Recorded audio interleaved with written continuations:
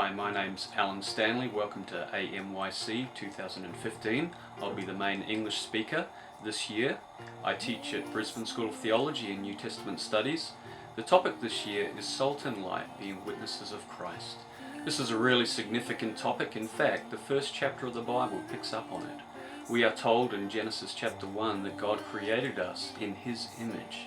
What that really means is that we were created to image God. We were created to reflect His presence and His character. When people look at us, the idea is that we were created that they might see something of God in us. And the Bible picks up on this topic later on and describes the nation of Israel, for example, as a light to the nations. There's the same kind of idea, that they are to image God to the watching world around them. And Jesus, in the Sermon on the Mount, says that we now, as Christians, are to be salt and light, so that when people see us, that they might see something of the character of God within us. And the book of Revelation, the final book in the Bible, is the book that I'll be speaking from at the conference. And I'll be looking at this theme of salt and light and being witnesses of Christ.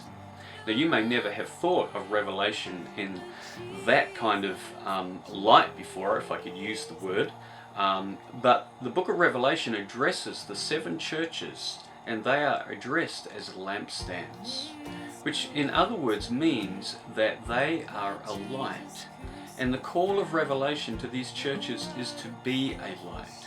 You see, back in the first century, they live in a world which is pressurizing them, which is trying to conform them to their own standards, is trying to lure them into the various idols of the world. And John calls them to stand up and shine, so that when people see them, that they might see something of the character of Jesus. He reminds them that they are deeply loved, that their sins have been forgiven. He reminds them that their identity is in Christ.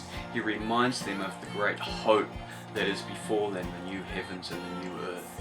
And in light of all of that, he calls them to come out of the world in which they live, and yet to stay in the world in which they live, and to be a light.